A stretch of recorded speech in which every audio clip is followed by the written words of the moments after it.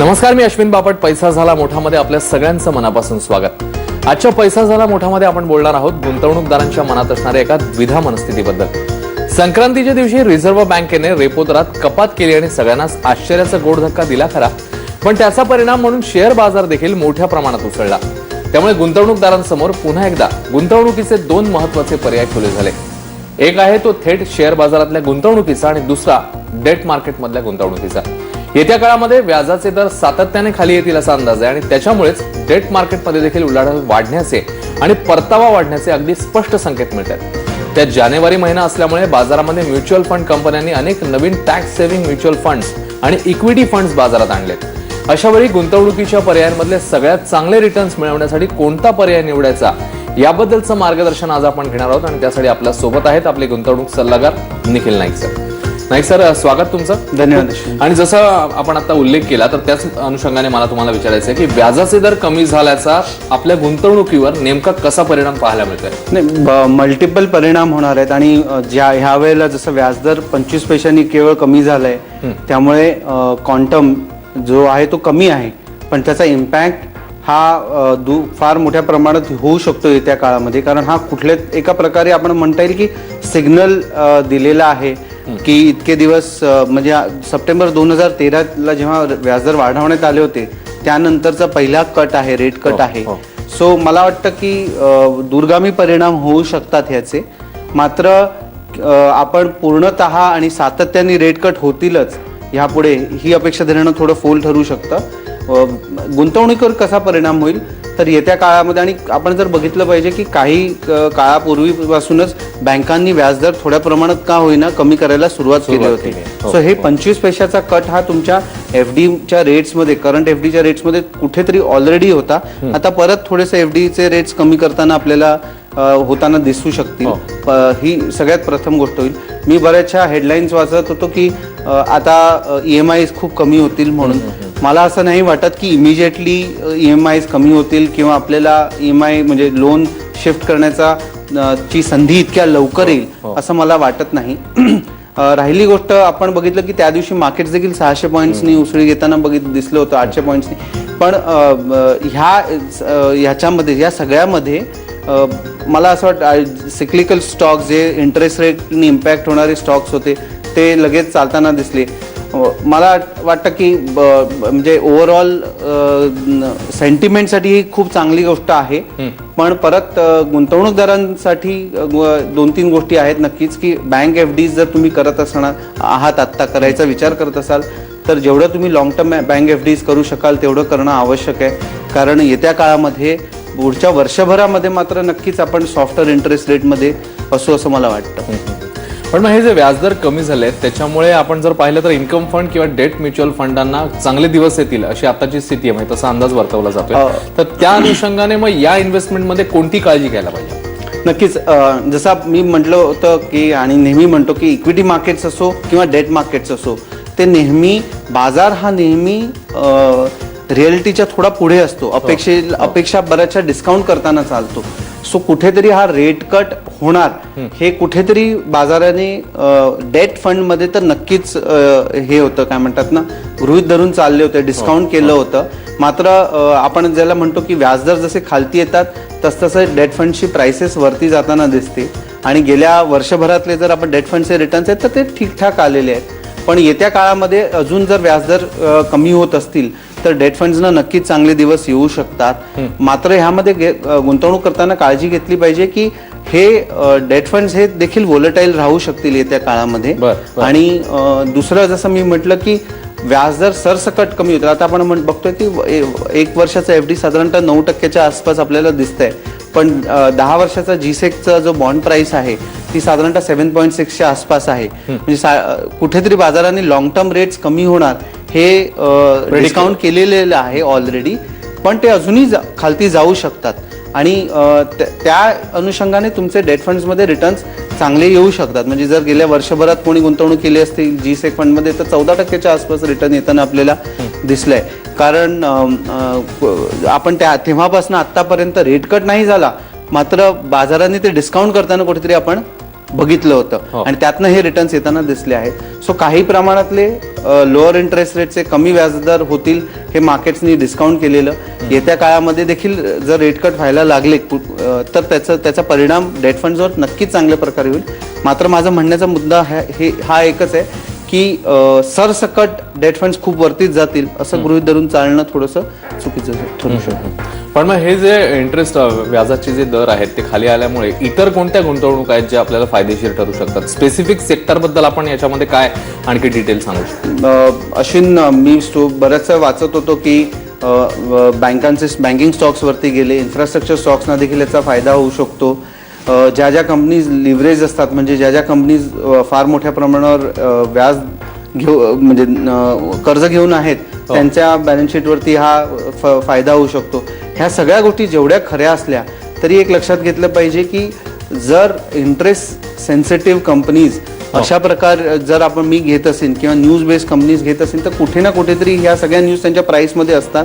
दुसरं, मी गुंतवणूक करताना असं मी म्हणेन की एखादा सेक्टर घेण्याच्या ऐवजी त्या सेक्टरमधला लीडर जी कंपनी आहे ती मी घेईन जी कुठच्याही प्रकारचं इंटरेस्ट रेट किंवा म्हणजे आता बघा, आता आपण असं बघतोय की व्याजदर खालती येत आहेत, ओव्हरऑल कमॉडिटी प्राइसेस कमी होत आहेत, तर ज्या कंपनीज बेनिफिट होतील त्या मी कंपनीज विकत घेईन. पण आपण एक लक्षात घेतलं पाहिजे की समजा उद्या काही कारणामुळे हे सायकल उलटं सुरू झालं तर ह्या कंपनीजना सगळ्यात जास्त नुकसान होऊ शकतं. त्यामुळे मी असे बिझनेसेस घेईन जे बिझनेसेस ह्या सगळ्या प्राइसेस कस्टमरला ट्रान्सफर करू शकतात. म्हणजे वाढत्या व्याजदरामध्ये देखील त्यांनी चांगलं जर कामगिरी केली असेल अशा कंपनीज किंवा वाढत्या कमॉडिटी प्राइसेसमध्ये देखील त्या कंपनीने चांगली कामगिरी केली असेल त्या कंपनीजमध्ये मी इन्व्हेस्ट करीन, कारण उतरत्या प्राइसेसमध्ये तर त्या अजून चांगलं करतील. सो मला नाही वाटत की एखादं सेक्टर जे बेनिफिट होईल त्याच्याकडे लक्ष दिलं पाहिजे किंवा एखादी कंपनी जी बेनिफिट होईल केवळ व्याजदर तुटल्यामुळे किंवा कच्च्या तेलाच्या भावामुळे अशा कंपन्यांकडे मी स्पेसिफिकली गुंतवणूकदारांना सांगेन की त्या अवॉइड करून जे स्ट्रॉंग बिझनेसेस आहेत, जे स्ट्रॉंग कंपनीज आहेत, ज्यांचे ब्रँड व्हॅल्यू चांगली आहे, ज्यांचं प्रॉफिट मार्जिन गेल्या चढत्या व्याजदरांमध्ये आणि हायर ऑइल प्राइसेसमध्ये देखील चांगलं होतं, त्या कंपनीजमध्ये मी इन्व्हेस्ट करायला सजेस्ट करेन. आता तुम्ही कच्च्या तेलाचा उल्लेख केला, त्याच्यामुळे आता आपण पाहतो की भारतीय अर्थव्यवस्थेला हे कच्च्या तेलाचे दर उतरल्यामुळे फायदा होताना आपल्याला पाहायला मिळतोय. तर गुंतवणूकदारांनी मग हा फायदा जो आहे तो नेमका त्यांनी कसा एनकॅश करावा, त्यांनी काय करावं त्याच्यासाठी? अश्विन, मला असं वाटतं की कच्च्या तेलाचा जो फायदा आहे हा एक फार मोठा फायदा आहे सध्या. आपल्या भारतीय कन्झ्युमरला तो अजूनही ट्रान्सफर होताना आपल्याला दिसत नाहीये पूर्णतः. म्हणजे आपण जर बघितलं तर साधारणतः 20 रुपये लिटरनी आज पेट्रोल विकत घेतोय. मग त्यात रिफायनरी कॉस्ट आणि हे केलं तर ॲडिशनल पैसे आपण तरी देखील आज म्हणजे आपण बघतोय की जसं भाव खाली आले तसं 2 रुपयांनी कमी झालं भाव, पण एक्साईज ड्युटी देखील सरकारने वाढवली आणि कुठेतरी फिस्कल डेफिसिटला अरेस्ट करण्यासाठी कच्च्या तेलाचा जो भाव आहे उतरणारा त्याला वापरताना आपण बघतोय. सो मला असं वाटतं की ओव्हरऑल मॅक्रो सिच्युएशन ही भारतासाठी खूप चांगली राहणार आहे येत्या काही काळामध्ये. ओव्हरऑल इकॉनॉमीसाठी ही चांगली गोष्ट आहे आपल्याला. आणि आपण जर बघितलं तर आपण अशा एका स्पॉटमध्ये येत आहोत की जर फार मोठ्या प्रमाणावर मॅक्रो म्हणजे ग्लोबली त्रास झाला नाही, आणि ग्लोबली होतो आहे आता, म्हणजे ग्लोबली जर आपण बघितलं तर इमर्जिंग कंट्रीमध्ये ज्या इमर्जिंग कंट्रीज आहेत त्या नक्कीच बेनिफिट होतील.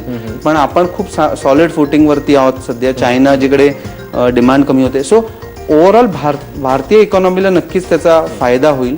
आणि जसं मी मगाशी म्हटलं की चांगल्या कंपनीज म्हणजे एक ओव्हरऑल मॅक्रो चांगलं आहे, आपलं ओव्हरऑल पिक्चर चांगलं दिसते, तर त्यामधल्या जर तुम्ही चांगल्या कंपनीज निवडल्या तर आपण नक्कीच चांगल्या रीतीने बेनिफिट होऊ असं मला वाटतं. सो मी असं एखादा सेक्टर किंवा एखादा स्टॉक पिक करण्याच्या अगेन्स्ट राहीन आणि नक्कीच सांगेन की जेव्हा आपलं इनपुट कॉस्ट कमी होत आहे तेव्हा आपली कंपन्यांचे प्रॉफिट्स वाढू शकतील. येत्या एखाद क्वार्टरमध्ये कदाचित आपल्याला तसे रिझल्ट दिसणार नाहीत, कारण प्रत्येकाकडे जी इन्व्हेंटरी आहे, प्रत्येकाकडे जो स्टॉक आहे, कच्च्या तेलाचा असो किंवा कमॉडिटीचा असो, तो कुठेतरी बॅलन्स शीटमध्ये रिफ्लेक्ट होताना दिसेल आणि कदाचित नंबर चांगले येणार नाहीत. पण येत्या काही काळामध्ये म्हणजे मी काही रिपोर्ट्स वाचत होतो की ऑइल जेव्हा $100 खालती असतं तेव्हा आपल्या भारतीय इकॉनॉमीला ते चालना देणारं आणि चांगली गोष्ट ठरू शकते. सो मला असं वाटतं की ओव्हरऑल मॅक्रो पिक्चर चांगलं राहील येत्या काही. आणि आता आपण बघितलं गेल्या वर्षभरात परदेशी गुंतवणूकदारांनी भरपूर पैसे गुंतवले, म्हणजे त्यांचा कॉन्फिडन्स भारतीय इकॉनॉमीमध्ये भारतीय कंपन्यांमध्ये दिसतोय. मात्र जे स्वदेशी गुंतवणूकदार आहेत त्यांनी काही त्याचा फायदा घेताना दिसला नाही. मला असं वाटतं की असं म्हणतात ना, आता तरी त्यांनी कुठेतरी सुरुवात करणं आवश्यक आहे, हरकत नाही. मात्र परत मी सांगेन की व्हॅल्युएशन्स मार्केट्स थोडंसं फेअरली प्राइस्ड आहे, मार्केट्स चीप नाही आहेत. त्यामुळे एक तर क्वालिटी कंपनीज आणि टप्प्याटप्प्याने गुंतवणूक करणं योग्य राहील. दोन्ही हे मुद्दे खरं म्हणजे लक्षात घेतले पाहिजेत. आणखी आपल्याला काही मुद्द्यांवर सरांकडनं माहिती करायची आहे, खास करून इन्कम टॅक्स वाचवण्याच्या दृष्टीने काय नेमके ऑप्शन्स अवेलेबल आहेत त्याच्या संदर्भात देखील जाणून घ्यायचं. एक छोटासा ब्रेक, पैसा झाला मोठामध्ये पाहत राहील. ब्रेक नंतर तुमच्या सगळ्यांचं पैसा झाला मोठामध्ये मनापासून स्वागत. कोणता म्युच्युअल फंड फायद्याचा, इक्विटी की डेट याविषयी चर्चा सुरू आहे. आणखी काही महत्त्वाचे ऑप्शन्स आपल्याला जाणून घ्यायचे. आपण इन्कम टॅक्सचा मगाशी उल्लेख केलेला होता, त्याच्याबद्दल मला तुम्हाला विचारायचं आहे की इन्कम टॅक्सच्या अनेक वेळी करबचतीच्या गुंतवणुकीसाठी अनेक वेळा असं होतं की पैसेच उरलेले नसतात आणि इन्कम टॅक्सच्या दृष्टीने जर आपण विचार केला तर मग अशा वेळी त्या काळात केलेली गुंतवणूक जी आहे, गेल्या काही काळात केलेली गुंतवणूक, ती विकून मग रक्कम उभारायची असेल तर काय नेमकं त्याच्यामध्ये आपण करावं लागतं? अशीन जर आपण बघितलं की आपल्याला सरकार टॅक्स बेनिफिट्स का द्यायचं, का देतं, तर ते ऑब्जेक्टिव्ह आहे सेव्ह करण्यासाठी. त्यामुळे म्हणजे होल आयडिया इज की तुम्ही जे आज काही इन्कम कमवत आहात त्यातनं तुम्ही नवीन फ्रेश जे इन्कम कमवतात त्यातनं तुम्ही सेव्हिंग करणं आवश्यक आहे, अशी आयडिया असते. पण आता समजा तुमच्याकडे पैसे राहिलेच नसतील आणि तुम्हाला त्यातनं काढून परत गुंतवणूक करायची असेल तर 2-3 सिनारिओ आपल्याला बघितले पाहिजेत. समजा मी एक गुंतवणूकदार आहे आणि माझी सगळी गुंतवणूक PPF किंवा NSE अशा गुंतवणुकीमध्ये आहे आणि माझ्याकडे आज पैसे नाहीत. परत आपण असं विचार करतो की माझ्याकडे पैसे नाही आहेत आणि माझ्याकडे सगळे गुंतवणूक ही PPF किंवा NSE मध्ये आहे. तर मी काय करायला पाहिजे? PPF मधनं मी थोडेसे पैसे काढून परत जर PPF मध्ये गुंतवू का म्युच्युअल फंडच्या ELSS स्कीम्समध्ये गुंतवू, हा प्रश्न असतो. सो मी म्हणेन की मी पैसे काढून घेऊन थोडे पैसे परत PPF मध्ये किंवा PPF मध्ये गुंतवून, कारण NSE परत टॅक्सेबल असल्यामुळे एवढं अट्रॅक्टिव्ह असा ऑप्शन राहिला नाहीये. आपल्याला 2च ऑप्शन्स अट्रॅक्टिव्ह आहेत, 2 किंवा 3. एक आहे तुमची इन्शुरन्स पॉलिसी, दुसरं आहे तुमचं PPF आणि तिसरं ELSS स्कीम्स म्युच्युअल फंडाच्या. तर मी काय करीन, तर मी PPF मधनं पैसे परत काढून थोडेसे त्यात गुंतवीन आणि 30% 40% रक्कम मी परत किंवा 50% रक्कम मी ELSS मध्ये परत ELSS मध्ये गुंतवीन. म्हणजे PPF मधनं 50% ह्या वर्षीची जी माझी सेव्हिंग करायची आहे त्यातले 50% रक्कम मी ELSS मध्ये गुंतवीन. जे गुंतवणूकदार ऑलरेडी ELSS मध्ये आहेत त्यांनी काय करायला पाहिजे? समजा माझ्याकडे ELSS आहे आणि PPF मध्ये फार कमी रक्कम आहे आणि मला परत ह्या वर्षासाठी पैसे नाही आहेत, तर मी ELSS मधले पैसे काढून परत मी ELSS मध्ये पूर्णतः गुंतवीन. मी PPF मध्ये जाणार नाही, कारण म्हणजे आता समजा मी पैसे काढले नाही तर मी मार्केटचं जे ॲप्रिसिएशन आहे त्याच्यावरती एन्जॉय करत राहीन. या वेळेला मी काय करेन की ते पैसे काढून परत ELSS मध्ये गुंतवेन. एक लक्षात घेतलं पाहिजे, ELSS मध्ये गुंतवणूक करताना 3 वर्षाचा लॉक इन असतो. मात्र मानसिक दृष्ट्या तुम्ही कुठल्याही इक्विटी फंड मध्ये गुंतवणूक करत असाल तर 4 ते 5 वर्षाचा टाइम होरायझन धरून चालणं अत्यंत आवश्यक आहे. गेल्या वर्षभरातले रिटर्न जे आपण बघितलेले आहेत ते पुढच्या वर्षी किंवा 3 वर्षात येतीलच याची गॅरंटी नाही. एखाद्या इक्विटी फंडसाठी तुम्ही 4 ते 5 वर्षाचं टाइम होरायझन धरून चाललात तर तुमचं चुका होण्याचे चान्सेस कमी असतात, प्रोबॅबिलिटी कमी होते. इन्कम टॅक्स बद्दलच पुन्हा मला विचारायचं की मार्च महिन्यापर्यंत आपल्याला आयकर वाचवण्यासाठी गुंतवणूकदारांना खरं म्हणजे संधी आहे आणि अनेक टॅक्स सेव्हिंग म्युच्युअल फंड पण अवेलेबल आहेत. तर मला तुम्हाला तेच विचारायचं आहे की मग त्याच्यामध्ये त्याचा गेल्या काळातला परफॉर्मन्स आपण विचारात घ्यायला पाहिजे का मार्केट सिच्युएशन, नेमकं काय लक्षात घ्यायचं? अशी ना, आपण गाडी चालवतो सगळेजण, तर गाडी चालवताना आपण काय बघतो? 2 गोष्टी बघतो. एक, आपण सतत पुढे बघत असतो आणि मध्ये कधी कधी मागचा रेअर मिरर मध्ये बघतो. म्हणजे दोन्ही गोष्टी इम्पॉर्टंट आहेत, पण जेवढं पुढे बघून चालवणं आवश्यक आहे, जितका वेळ आपण पुढे बघितलं पाहिजे तेवढा, म्हणजे आपण 80% वेळ पुढे बघतो, 20% इम्पॉर्टन्स आपण केअर रेअर व्ह्यू मिररला देतो. सो मला असं वाटतं की रेअर व्ह्यू मिररला म्हणजे पास्ट परफॉर्मन्सकडे बघणं आवश्यक आहे, कारण तो एक तुम्हाला बेंचमार्क असतो एखादी स्कीम चांगली आहे की नाही, वाईट आहे ते बघण्यासाठी. ॲट द सेम टाइम ते रिटर्न्स कशामुळे आलेत हे बघणं आवश्यक. आणि आता सध्या भरपूर साईट्स उपलब्ध आहेत, तुमचे ॲडवायझर्स सांगू शकतात की केवळ मार्केटवरती गेलं म्हणून रिटर्न्स आले आहेत का, त्यामधल्या फंड मॅनेजरचं कौशल्य काही होतं त्यामुळे रिटर्न आले आहेत. दुसरं सर्वात महत्त्वाचं म्हणजे ते रिटर्न्स कशामुळे आले आहेत की ते रिटर्न्स येताना रिस्क किती घेतली गेली आहे. आणि हा डेटा देखील बऱ्याचशा साईट्सवरती उपलब्ध असतो. सो ह्या दोन गोष्टी आपण बघितल्या पाहिजेत. आणि ऑफकोर्स येत्या काळामध्ये त्या स्कीमचं फ्युचर काय आहे हे तुम्हाला कुठल्याही डेटावरनं कळत नाही, पण हे रिटर्न्स कशामुळे आले गेल्या काही काळामध्ये, रिस्क किती घेतली, फंडची साईज किती आहे, ओव्हरऑल गुंतवणूकदार किती आहेत, ह्या सगळ्या गोष्टी बघितल्या पाहिजेत आणि मग गुंतवणुकीचा विचार केला पाहिजे. आणखी एक महत्वाचा मुद्दा, यंदा कर बचतीची जी मर्यादा आहे ती 1.5 लाखापर्यंत गेलेली आहे. तर त्या बॅकग्राऊंडला Rajiv Gandhi equity saving scheme जी आहे ती मग फायद्याची ठरू शकते. तर त्याच्यासाठी शेअर्स निवडताना काही स्पेसिफिक गोष्टी लक्षात ठेवायला पाहिजेत, तुम्ही काय सांगा? सो 3-4 पॅरामीटर्स आम्ही नेहमी गुंतवणूकदारांना सांगतो की कुठलाही शेअर निवडताना, मग तो राजीव गांधी इक्विटी सेव्हिंग स्कीमसाठी असेल किंवा तुम्ही दुसऱ्या स्वतःच्या गुंतवणुकीसाठी असेल, आणि हे 4-5 पॅरामीटर्स हे खूप आवश्यक असतात. त्याला आपण 2 म्हणतो. एक असतं क्वांटिटेटिव्ह म्हणजे नंबर्स, की रिटर्न्स किती दिलेत त्या स्टॉकने, हे, आणि क्वालिटेटिव्ह. तर क्वालिटेटिव्ह मध्ये काय काय पॅरामीटर्स असतात ते आपण बघू शकतो. सर्वप्रथम म्हणजे प्रमोटर्सची बॅकग्राऊंड काय राहिली आहे, प्रमोटर्सनी किती वर्ष त्या बिझनेसमध्ये आहेत, त्यांचं इंटेन्शन कसं आहे, त्यांनी छोट्या शेअर होल्डर्सचा इंटरेस्ट नेहमी लक्षात ठेवला आहे की नाही, तो आपल्याला, आणि साधारणतः ओव्हरऑल त्यांच्या जर तुम्ही हिस्ट्री वाचली त्यांची तर त्यातनं कळू शकतो आपल्याला. त्याच्यामध्ये हा ऍक्च्युअली स्पेसिफिक विचारायचं कारण म्हणजे याचा लॉक इन पिरियड, तर त्या अनुषंगाने मग कशी आपण इन्व्हेस्टमेंट करावी म्हणून तो विचार. नाही, सो जसं मी म्हटलं की लॉक इन पिरियड हा इक्विटी, कुठल्याही इक्विटी स्कीम्स मध्ये किंवा इक्विटी स्क्रिप्टसाठी मी सांगतात की R favourite holding period is for ever. म्हणजे एखादा स्टॉक आम्ही जर घेतला तर तो आम्ही कायम ठेवणार असं धरून चालतो. सो मला असं वाटतं की जर एखादा स्टॉक तुम्ही घेत असाल तो पुढच्या 5 वर्षाचा विचार केला पाहिजे, 3 वर्षाचा लॉक इनचा विचार केला नाही पाहिजे, 10 वर्षाचा विचार केला पाहिजे. आणि आपण बाजारामध्ये आता तर खूप स्टोरीज ऐकतो की ज्यांनी चांगले स्टॉक्स 10-10 वर्ष ठेवले त्यांची वेल्थ, म्हणजे सगळ्यात मोठं वेल्थ क्रिएशन हे केवळ आणि केवळ हे स्टॉक्सनीच होतं किंवा शेअर होतं. दुसरे होताना आपण बिझनेस, कारण जेव्हा तुम्ही शेअरमध्ये गुंतवणूक करता तुम्ही बिझनेसमध्ये करत असता. त्यामुळे मला नाही वाटत की 3 वर्षाचा लॉक इन हा क्रायटेरिया धरून आपण काही पॅरामीटर्स आपले स्टॉक्स विकत घेण्याचे चेंज केले पाहिजेत. एक शेवटचा प्रश्न जाता, शेअर बाजारामध्ये थेट गुंतवणूक करताना सध्याची मार्केट सिच्युएशन बघितली तर कुठल्या क्षेत्रामध्ये गुंतवणूक अवॉइड करायला पाहिजे, त्याच्याबद्दल काय सांगा? जसं परत मी असं बाजाराची परिस्थिती जर बघितली तर आता जे ऑइल, कच्च्या तेलाचे भाव तुटतायत, तर ऑइल कंपनीज किंवा मध्ये मी जनरली अवॉइड करीन. पण एनिवेज मी या सगळ्या कंपनीज अवॉइड केल्या असत्या ज्या इंटरेस्ट सेन्सिटिव्ह असतात, त्या मी अवॉइड केल्या आहेत. ऑफकोर्स आता ह्या इंटरेस्ट सेन्सिटिव्ह कंपनीज फ्लेवरमध्ये येऊ शकतील.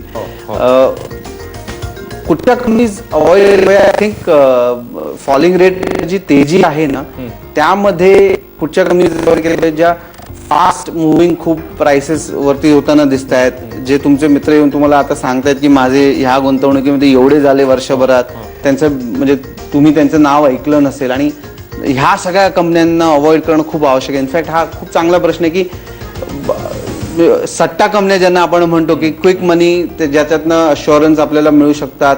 आजकाल मी बघतो SMS-नी टिप्स येतात लोकांना. या सगळ्या कंपनीज 100% म्हणजे अगदी काय म्हणतात त्याला गॅरंटीनी अवॉइड करणं आवश्यक आहे. जेव्हा तेजी येते आम्ही बघितलंय, me this is my 3rd cycle, म्हणजे मी 2008 आणि आता 3रं सायकल मी मार्केटमधलं बघतोय. आणि म्हणजे माझा एक फेवरेट कोट आहे की what we learn from history is we don't learn from history. आपण इतिहासातनं काय शिकतो तर लोक इतिहासापासून शिकत नाहीत. मी ह्या तेजीसाठी ते चेंज केलंय की मी काय शिकलो इतिहासापासून, तर लोक इतिहासापासून शिकू इच्छित नाहीत, नवीन परत गोष्टी सुरू होतील. एक लक्षात यायला पाहिजे की भारत ॲज अ इकॉनॉमी खूप चांगलं करेल. बरेचसे सेक्टर्स देखील चांगलं करतील. म्हणजे आपण बघतो telecom is a very great example की आज प्रत्येक जण मोबाईल वापरतो, प्रत्येक जण 2-2 सिम कार्ड वापरतो, 3-3 सिम कार्ड वापरतो. पण ते कंपनीच्या प्रॉफिटमध्ये आणि शेअर होल्डरच्या प्रॉफिटमध्ये 100% ट्रान्सफर होतं का, हा क्वेश्चन असतो. सो मला वाटतं की सट्टा कंपन्या, ज्या कंपन्यांचं नाव तुम्ही कधी ऐकलं नाहीये, ज्या कंपनीज आता सध्या उदयाला येत आहेत, आणि मी बघितलं 2008 मध्ये जेव्हा इन्फ्रा बूम होती तेव्हा ज्या बिल्डिंग कंपनीज होत्या, म्हणजे बिल्डर्स होते, त्यांनी त्यांची नावं, कन्स्ट्रक्शन कंपन्यांची नावं इन्फ्रामध्ये चेंज करून घेतली. लोक त्याच्या मागे धावायला लागले. सो असं एखादं हॉट सेक्टर येत्या काळामध्ये इमर्ज होईल नक्कीच. आणि ते हॉट सेक्टरमध्ये सगळ्यांना स्टोरी देतील की हे सेक्टर कसं भारताला किंवा गुंतवणूकदारांचं लाईफ चेंज करू शकतं. ते माझं गॅरंटी आहे की ते सेक्टर नक्कीच अवॉइड केलं पाहिजे. So will have to wait and watch की कुठचं सेक्टर ते इमर्ज होईल येत्या काही काळात. म्हणजे अति प्रलोभनांना बळी न पडणं हे फार महत्वाचं आहे आय थिंक. आणि त्याच्यामध्ये ह्या अवॉइड करण्याच्या सेक्टरवर आपण लक्ष दिलं पाहिजे. आय थिंक तुम्ही हा खूप महत्वाचा मुद्दा इकडे मांडलात. आणि जसं तुम्ही सांगितलं की त्या तेजीमध्ये तिकडे तुम्ही थोडंसं पेशंटली आणि वेटिंग गेम खेळून पुढे गेलात तर आय थिंक फायदा तुमचा निश्चित होऊ शकतो. सर खूप खूप आभार या सगळ्या मार्गदर्शनाबद्दल. तेव्हा पैसा झाला मोठामध्ये आज आपण इकडेच थांबणार आहोत. पुन्हा भेटणार आहोत पुढच्या आठवड्यामध्ये नवीन विषयासह. पाहत राहा एबीपी माझा.